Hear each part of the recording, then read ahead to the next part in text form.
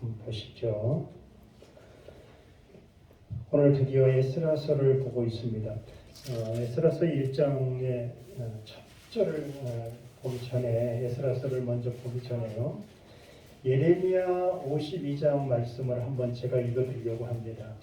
그리고서 그는 시드기야의 두 눈을 뽑고 쇠사슬로 그를 묶어 바벨론으로 끌고 가서 죽을 때까지 그를 감옥에 가두었더라. 유다 20대 왕, 드디어 마지막 왕입니다. 이때가 바로 BC 586년입니다. 어느 나라가 끌고 갔다고요? 바벨론이 유다를 끌고 갑니다. 이스라엘 백성들을 끌고 갑니다. 그리고 이 왕은 시드기야는 두 눈이 뽑히고 쇠사슬로 그를 묶어가지고 바벨론을 끌고 갑니다. 그래서 이스라엘은 완전히 폐허가 됩니다. 살 수 없는 땅이 되어버려요. 이게 얼마나 비참합니까? 그러면 우리는 나라와 민족을 위해서 항상 기도해야 합니다. 엊그저께 우리가 뉴스를 보지만 이 나라와 이 민족을 하나님이 지키시고 보호하신다. 저는 그렇게 생각합니다. 우리나라는 지정학적으로 꼭 강대국 사이에 지금 포지션이 정해져 있단 말이에요. 밑으로는 일본이 있지요. 위에는 지금 전 세계 최강국 중국이 버티고 있어요. 그리고 그 위에 러시아가 있어요. 우리나라는 이런 열강 속에 이 남북이 분열된 상태에서 그것도 이 자그마한 반도에서 우리가 평안하게 생활할 수 있다는 거예요. 이거는 기적과 같은 거예요. 기적과. 하나님이 이 나라를 지켜주시지 않으시면 이 나라가 어떤 소용들에 들어갈지 몰라. 이럴 때일수록 우리가 더 하나님을 의지해야 합니다. 이스라엘 백성은 하나님을 의지하지 않기 때문에 결국 포로로 끌려갔다는 것이죠. 이게 언제 얘기했다고요? 유다 왕 시드기야 말년에 이렇게 됐단 말이죠. 제가 지도를 한번 보시면 지금 여기가 유다. 그 다음에 저쪽 바벨론 제국, 지금으로 말하면 어디입니까? 이라크 쪽이죠. 그래서 이 유다와 저쪽 바벨론까지 끌려갔는데 이 끌려간 거리가 자그마치 1500km예요. 여러분 1500km 하면 잘 모르시겠죠. 우리나라가 지금 이 광명에서 부산까지 한 420km 정도 나옵니다. 근데 차를 타고 가도요 너무너무 멀어요. 5시간 꼬박 걸려요. 차를 120km 타고 가도 5시간이 걸리는데 부산까지 420km예요. 그러면 저 바벨론까지 1500km면 몇 번을 곱해야 되는 거예요. 여기서 부산까지 적어도 3번을 넘게 가야 하는 거리. 훨씬 넘는 거리. 차를 타고 가도 5시간 걸리는 420km인데 이 사람들이 걸어서 끌려갔다고 생각해 보세요. 1500km. 그러니까 어마어마한 거리예요. 어마어마한 거리. 그러면 우리가 한번 물을 수 있습니다. 유다 민족은 왜 망했습니까? 역대하에 이거 나오죠. 한번 보시죠. 시작. 그러나 그들은 하나님의 사자들을 조롱하고 그의 말씀을 멸시하며 그의 예언자들을 비웃었다. 그래서 결국 그들은 여호와의 노여움을 사서 구제받을 길이 없게 망한 이유가 여기에 나옵니다. 첫째로는 하나님의 종들을 조롱했다는 것. 하나님의 종들을 말세의 특징, 하나님의 사역자들을 인정하지 않고 조롱하며 이것이 세상 사람들하고 똑같아요. 교회 안에서도 주의 정을 함부로 여기고 비웃고 조롱하고 욕하고 이렇게 됐기 때문에 이스라엘 백성들은 망한 것입니다. 두 번째로는 그들이 전하는 하나님의 말씀을 뭐 했다고요? 멸시했다는 거예요. 멸시했다. 하나님의 말씀을 듣지를 않는다는 거예요. 자기 좋을 대로, 자기 소견에 좋을 대로 살았기 때문에 결국 하나님의 노여움을 사서 구제받을 길이 없었다. 결국 바벨론으로 포로로 끌려갔습니다. 그래서 예레미야 25장 11절에 보면 이 모든 땅이 폐허가 되어 놀랄 일이 될 것이며 이 민족은 70년 동안 바벨론 왕을 섬기리라. 몇 년 동안 섬깁니까? 70년 동안 남의 나라로 끌려가서 그 왕, 바벨론 왕을 70년 동안 섬길 것이다. 이것이 바로 예레미야 선지자가 200년 전에, 이스라엘이 망하기 200년 전에 벌써 예언했던 내용입니다. 하나님의 말씀은 정확하지요. 그래서 바벨론 1차 침입 때가 BC 605년, 그 다음에 고레스 왕으로부터 1차 수룹바벨이 유다로 돌아갈 때, 그때가 BC 536년이니까 정확히 70년이 나오잖아요. 70년. 그래서 이 70년 동안 이스라엘은 비극을 당하게 됩니다. 자, 눈에 보이는 성전을 재건한 사람은 누굽니까? 수룹바벨이에요. 수룹바벨. 이스라엘 백성들이 바벨론 땅에 있으면서 가장 그리웠던 것이 무엇일 것 같아요? 하나님의 성전이. 그 속에서 하나님 앞에 예배드리는 그 시간이 가장 귀했다는 것이죠. 참 오늘날도 그렇지 않습니까? 우리가 지금 영상 예배를 통해서 예배를 드리는 사람도 있지만 그렇지 않죠. 예배라는 것이 영상을 통해서만 드리는 것도 물론 예배지만 진정한 거룩한 예배는 다 같이 공적으로 모이는 예배가 하나님 앞에 그 진짜 예배란 말이죠. 이것이 공적인 예배입니다. 이스라엘 백성도 마찬가지예요. 그들이 가서 70년 후에 포로로 끌려간 그 자리에 다시 되돌아가서 유다 땅에서 한 것은 밭을 개간한 것이 아니고 터를 잡고 무슨 집을 지은 것도 아니고 뭐 했다고요? 제일 먼저 한 것은 예루살렘의 성전을 재건했다는 것이죠. 그래서 솔로몬이 건립한 예루살렘 성전이 BC 586년에 파괴되었고 이 성전을 BC 516년에 70년 만에 재건을 합니다. 참 놀라우죠. 얼마나 감격하겠어요. 믿음의 조상 솔로몬이 지었던 그 성전을 다시 재건하는 거예요. 짓는 거예요. 그러나 이 성전은 결국 예수 그리스도를 예표합니다. 예수 그리스도. 그러면 이스라엘 백성들은 성전은 지었지만 그 성전을 지었다고 해서 신앙이 완전히 회복한 것은 아니었어요. 여러분 이것을 꼭 기억하시길 바랍니다. 우리 인생의 진정한 성전은 예수님이 빠지면 의미가 없습니다. 예수님이 계셔야만 돼요. 어떤 사람은 성전을 새벽서부터 저녁까지 거기 안에 거한다 할지라도 그 속에 예수님이 안 계시면 아무 의미가 없는 거예요. 예수님을 잘못 믿고 있는 거예요. 성전보다 더 크신 분이 바로 예수 그리스도입니다. 그러므로 예수님이 이 땅에 오셔서 성전에서 예배드리는 사람들을 향해서 너희가 성전에서 제물은 드리지만 진정한 성전은 바로 나다. 예수 그리스도다라고 얘기한 이유가 바로 그래서 그래요. 눈에 보이는 성전보다 더 중요한 것은 눈에 보이지 아니하시는 하나님이 되시는 예수 그리스도. 그분이 바로 진정한 성전이라는 거예요. 그 성전을 재건했어야 되는데 이스라엘 백성들은 눈에 보이는 성전만 재건하게 급급했다. 그래서 제가 이 말씀을 쓴 거예요. 눈에 보이지 않는 하나님과 영적 교제를 회복한 사람이 바로 에스라입니다. 에스라. 그러므로 영적인 사람은 하나님을 진실되게 사랑하는 사람은 항상 영적 교제를 중요하게 생각하는 사람입니다. 우리 성도님도 그러시기를 바랍니다. 영적 교제를 회복하는 사람. 누구하고요? 하나님과 영적 교제를 회복합니다. 그래서 이 에스라 선지자가 뭘 얘기했냐면 말씀을 가르치고 그 말씀을 가르치니까 말씀 속에 자기 자신을 바라보고 죄를 깨닫고 회개했다는 것이죠. 이것이 바로 진정한 하나님의 성전을 회복하는 아주 중요한 사건입니다. 성벽보다 성전보다 그걸 짓는 것보다 더 중요한 것은 눈에 보이지 않는 하나님과 영적 교제를 회복하는 것. 이것이 중요한 것. 예배를 드리는 것보다 더 중요한 것은 하나님과 영적 교제, 자기 자신의 말씀을 통해서 깨우치고 죄를 깨닫고 회개하는 이 영적 교제가 중요하다. 영적 교제. 그러므로 에스라는 예수 그리스도를 상징한다고 할 수 있습니다.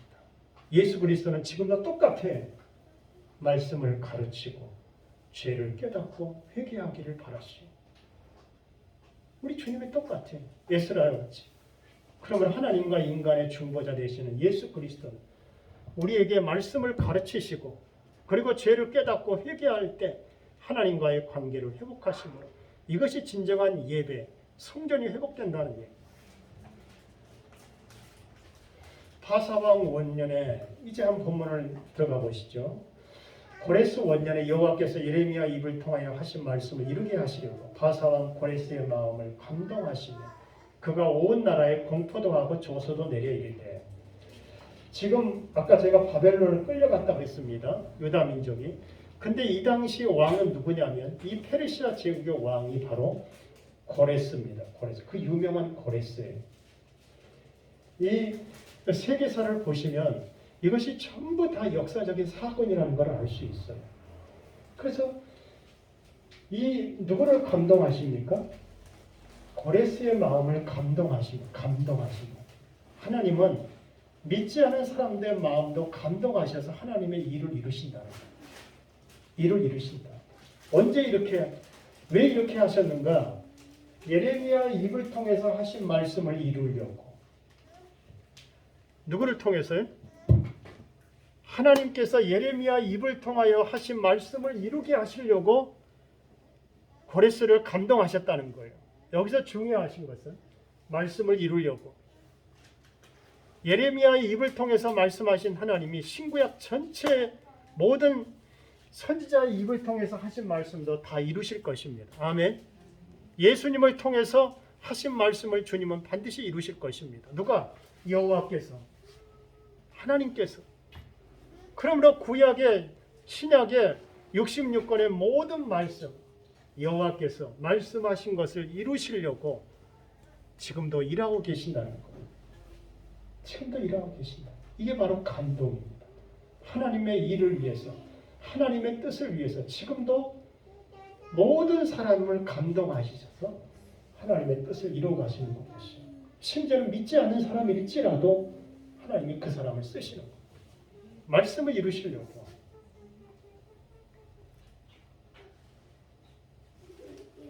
이 고레스 왕에 대해서는 고레스 왕 전에 200년 전에 선지자 이사야서가 예언을 합니다. 고레스에 대하여 이르기를 내 목자라 그가 나의 모든 기쁨을 성취하리라. 벌써 얘기를 했잖아요. 이사야 선지자가 고레스에 대해서 이르기를 내 목자라 그가 나의 모든 기쁨을 성취하리라. 예루살렘에 대하여 이르기를 중건되리라 하며 성전에 대하여는 네 기초가 놓여지리라 하는지라. 고레스가 이스라엘 백성들을 풀어주고 성전을 건축하기 위해서 모든 것을 제공할 것이다. 기초가 놓여지리라. 이것이 고레스 왕 200년 전에 이사야 선지자가 예언했던 부분입니다. 그러면 하나님 말씀은 그대로 이루어지고 있습니다. 고레스 왕 바사 왕 고레스는 말하노니 하늘의 하나님 여호와께서 세상 모든 나라를 내게 주셨고 나에게 명령하사 유다 예루살렘에 성전을 건축하라 하셨나니. 여기서 고레스가 어느 날 왕으로서 집권을 할 때 나에게 명령했다는, 누가 명령을 했습니까? 왕이 누구 말을 듣겠어요? 자, 트럼프 한번 보세요. 트럼프가 얼마나 이 고집이 셉니까? 근데 트럼프를 보세요. 트럼프 이번에 오바마가 이거 누구죠? 바이든 행정부. 이 트럼프 바이든의 특징을 제가 자세히 보니까요. 자국 중심이에요. 그렇잖아요. 자국 중심이에요. 그래서 이번에 아프가니스탄에도 빠져버렸잖아요. 그러니까 이슬람 세력이 집권하는 거 보시죠. 그 강력한 미국이 경찰 노릇을 했는데 빠져버리니까 이슬람 세력이 이때다 싶어 다 장악해버렸잖아요. 그래서 전 세계가 아니 저 아프가니스탄 봐라. 지금 이슬람이 집권하고 있고 무고한 백성들이 희생을 하며 많은 사람이 고통을 받는데 니네 가만히 있을 거냐 미국? 니네 세계 경찰 노릇을 해야지. 그때 바이든이 어떻게 했습니까? 그래? 미군이 그러면 아프가니스탄 지켜야지. 그렇게 했습니까? 아니요. 팔짱 끼고 있었어요. 앞으로는 전 세계 어떤 나라든지 앞으로 경찰 노릇은 안 할 것이다 라는 것이 그들의 생각 같아요. 그것이 어쩌면 옳습니다. 왜? 미군이요 전 세계를 나라와 행정을 위해서 질서를 위해서 지켜주는데 누구 하나 감사치를 안 해요. 중국은 러시아는 그 옆에 있는 나라들을 못 잡아먹어서 대만 공격한다 그러잖아요.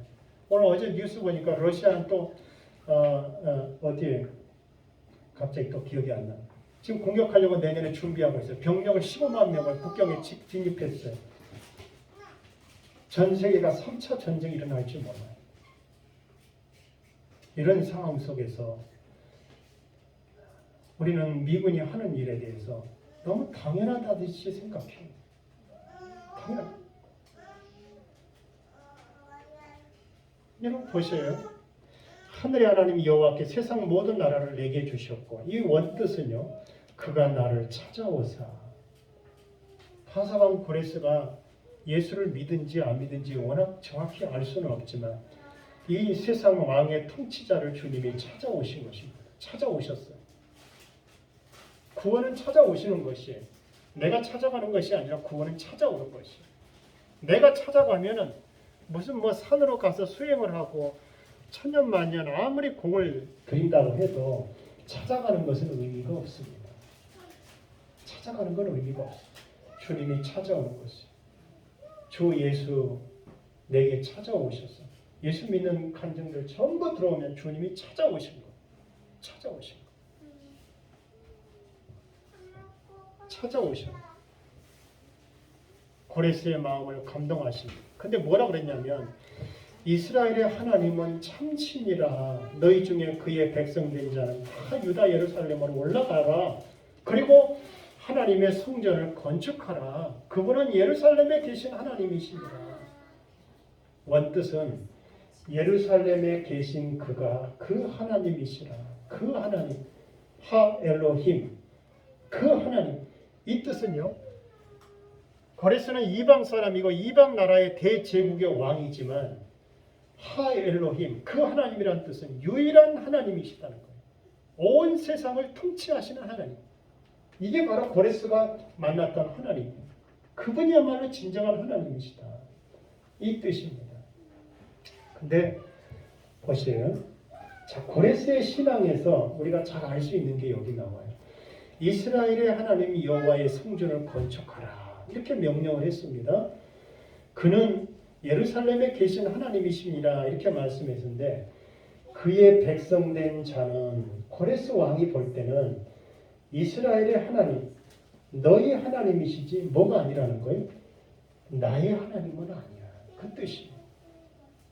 그래서 고레스가 하나님이 쓰시는 목자는 될 수 있지만 자기 하나님이 아닌 거예요. 여러분 신앙에서 제일 중요한 것은 너의 하나님, 장로님의 하나님, 목사님의 하나님은 될 수 있지만 나의 하나님이 아니다 라고 얘기하면 이 고레스와 똑같아요. 여러분 이런 고레스와 같은 사람이 되지 않기를 바랍니다. 예. 나의 하나님이 되어야 되죠. 도마처럼 나의 주시며 나의 하나님입니다 라고 고백할 수 있는 사람이 그 사람이 진짜 믿음의 사람이에요. 그래서 그는 돕기는 하지만 하나님의 일은 하지 않습니다. 하나님의 일은 누가 합니까? 네, 하나님의 자녀들이 하죠. 하나님의 자녀들. 그 돕는 것이 중요한 것이 아니라 하나님의 자녀가 되어서 하나님의 일을 하는 것이 중요하다.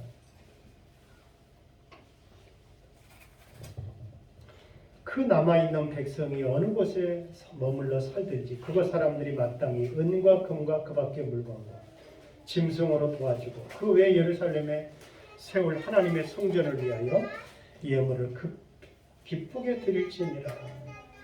그 남아있는 백성들이 누굽니까? 이스라엘 백성들은 3차에 걸쳐서 포로로 끌려갔던 백성들이 고국으로 돌아갑니다. 1차는 스룹바벨, 2차는 에스라, 3차는 느헤미야. 그래서 다 합치면 한 5만여 명 됩니다. 몇 명이 된다고요? 5만 명이 됩니다. 5만 명. 근데 보세요. 왜 5만 명밖에 곡 이스라엘로 안 들어갔을까요? 이스라엘 백성들이 5만 명밖에 안 됐을까요? 왜 이렇게 했을까요? 어쩌면은 수십만 명이 됐을 텐데 왜 5만 명밖에 안 갔을까요? 그것은 70년 동안 바벨론의 기반을 이미 닦아놓았기 때문에 모든 것을 두고 떠나는 것이 쉽지 않았기 때문에 그렇습니다. 이것이 무엇입니까? 안주. 하나님의 역사는 곡으로 돌아가라고 했는데 돌아가지를 않습니다. 그래서 우리가 고난이 있고 내가 손해를 보고 내 사는 기반이 중요한 것이 아니라 하나님의 말씀을 따라가는 것이 신앙입니다. 돈을 따라가면 안 돼요. 내 육체의 편안한 것이 안락을 위해 사는 것이 신앙이 아니에요. 힘들고 어렵고 고달프지만 떠나가서 거기에 어떻게 정착할지 이제 아무것도 없지만 하나님 말씀이 가라고 하니까 가는 것이 그것이 신앙입니다. 그래서 5만여밖에 안 갔다는 것이죠. 이 사람들을 통해서 하나님의 나라는 진행이 되는 겁니다. 남아있는 사람을 통해서 하나님이 역사하신 것은 없습니다. 그러므로 우리는 그 수고를 마다하지 않고 다시 1500km를 떠나가는 그들을 통해서 하나님이 축복하신다. 그들을 통해서 하나님이 일하신다. 이 사람들이 바로 렘넌트, 남은 자예요. 진정한 남은 자. 그러므로 구원은 고국에 남아서 포로로 안 끌려가서 평안하게 있을 사람들도 아니고 바벨론에 70년 동안 기반을 잡아놓고 거기서 남은 여생을 사는 사람을 통해서 일하지 않는다. 떠나는 사람을 통해서 희생과 헌신을 결단하고 나가는 사람을 통해서 일하신다는 것이 바로 이 뜻입니다. 그거 사람들이 마땅히 은과 금과 그 밖의 물건들을 그리고 짐승들을 주고 바벨론 사람들이 성전 건축을 위해서 금과 은과 가축 그리고 모든 것을 다 주고 보냅니다. 이것이 누구를 닮았어요? 제2의 출애굽을 닮았어요. 출애굽할 때 그랬잖아요. 애굽 사람들이 금과 은과 가축 모든 것을 다 주고 떠나서 제발 떠나라. 그리고 너희 하나님께 예배드리라. 그리고 다 줍니다. 애굽 사람들이. 그러니까 떠나고 나오잖아요. 그래서 하나님의 성전을 짓고 그들이 먹고 살 수 있었던 것이죠. 이게 바로 제2의 출애굽을 닮았다는 것이죠. 자, 결론입니다. 그의 백성된 자는 이게 무슨 말이에요? 한 번 택하신 자녀는 심판을 해서라도 반드시 뭐 한다고요? 구원하신다. 그래서 여러분 보세요. 하나님의 자녀, 세상 속에 택하신 하나님의 자녀는 뭐가 있을지라도 고난과 심판과 아픔이 있을지라도 뭐 한다고요? 하나님은 반드시 구원하신다. 평안과 안주하고 잘 되는 것이 하나님 뜻이 아니라 한 번 택하신 백성은 심판을 통해서라도 반드시 그 자녀를 구원하신다. 이걸 꼭 기억하시기를 바랍니다. 기도하겠습니다.